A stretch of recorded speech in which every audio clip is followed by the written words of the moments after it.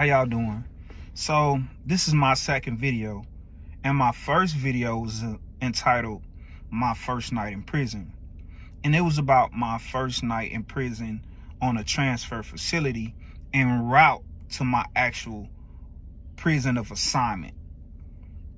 So this video will be about my actual first night in prison on a maximum security unit, George Beto unit. So I came from 3 transfer units. I passed through 3 transfer units, and I was on the bus the whole time with a young white guy named Brad. Brad's a teenager like myself. We're both new boots, first time in prison.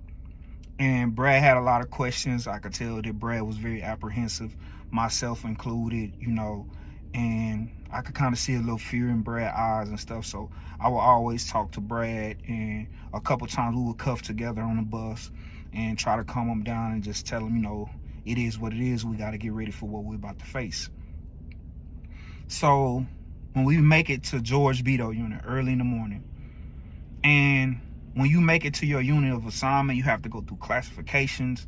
That's your background, how much time you got, what you're in here for, if you're gang affiliated, all of your history, and you actually get your cell of assignment, and you're there.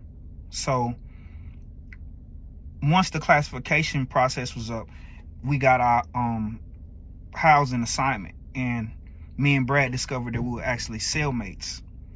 So we go to the cell, we get to the cell block, we get to the cell, put our stuff up, and I tell Brad, hey, let's go. He like, what's going on? I'm like, hey man, we gotta go back out here. It's it's time to meet and greet. It's time to see what's going on. Everybody's waiting on the new boots to see what's going on with the new boots. So, put your game face on, let's go. So we go out, doing the meet and greet and all of that, all these people approaching you or whatever. And that night, we were laying in the cell, we were laying in our bunks, and Brad asked me a question. He was, we were just sitting there just talking, and he said, man, what does fight, fuck, or bust a 60 mean?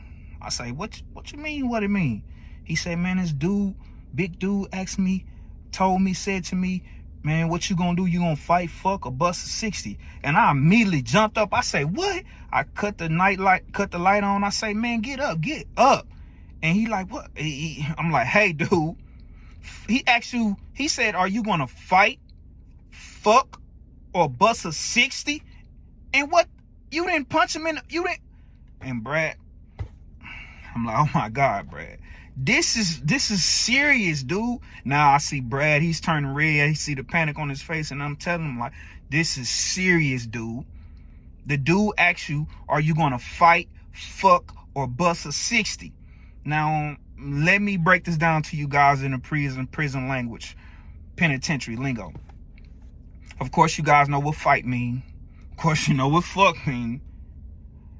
Or bust a 60. Now, bust a 60 is, at the time, that was the limit you can spend at the commissary, the canteen, whatever phrase you use. It's the limit. It was the max.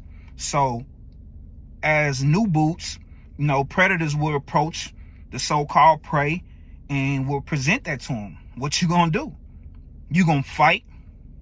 You gonna or you gonna bust a 60? And back to Brad. So Brad like, man, I don't want to fight. Okay, you don't want to fight. What you want to do? You want to fuck? No, I don't want to fuck. I'm just gonna bust a 60. I'm just gonna pay him. And I'm like, what? No, Brad. I say it's actually it's really only 2. There's no 3. Because if you don't want to fight and you decide to fuck, or you decide to bust a 60, even if you just decide to bust a 60, you're still going to eventually end up getting fucked. You're going to be somebody's bitch. So you only have one option in this situation. It's to fight.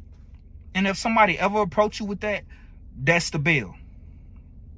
You need to hit them dead in their shit immediately, on the spot. No thinking about it. Natural reflexes. So Brad, I'm trying to talk Brad through this thing, and I'm telling Brad, hey bro, you have to fight. You don't want to fuck, do you? Okay, you don't want to fuck. And you can't bust a 60. Because if you bust a 60 and you start paying somebody, eventually you're gonna get anyway. So you might as well fight, Brad. In prison, somebody's always listening.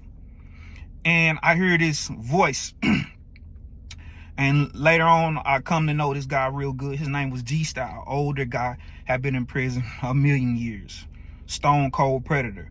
I hear this voice. I didn't know who he was at the time, but the voice was directly to the right of us. So it was somebody in the cell next to us. He had been listening to us the whole time. So I just hear him say, "You can ride with me. He can ride with me." That's how G-Style, that's how his voice sound. Say, what's up? Who was that? This G-Style. I'm your neighbor. Hey, you can ride with me. He can get in the car with me. He gonna be good. He ain't gotta do none of that. So, sometime street slang or whatever slang, it takes a different meaning in prison. In prison, ride, it doesn't mean like, I'm gonna ride with you. You my homie. Ride or die. None of that. All of that. In prison, ride can mean you're actually paying for protection. You're in the car with somebody. You are their property. You belong to them. They letting everybody, all the wolves know, hey, he's mine. She's mine. Stay away. She's riding with me. They're in the car with me. So, make a long story short, G-Style, he says, hey, he can ride with me. He can get in the car with me and ain't nobody gonna fuck with him. This G-Style, everybody know how G-Style do it around here. What you wanna do? What you wanna do? So Brad looked at me, I look at Brad. And so G-Style say, what you in here for anyway? Redhead white boy. And Brad get to explaining this story. He end up telling him he's actual innocent. He's innocent. So G-Style says, yeah, everybody say that. Everybody innocent till they get found guilty. Like your booty hole. That motherfucker innocent. But I'ma find the guilty. I'll see y'all in the morning. To be continued.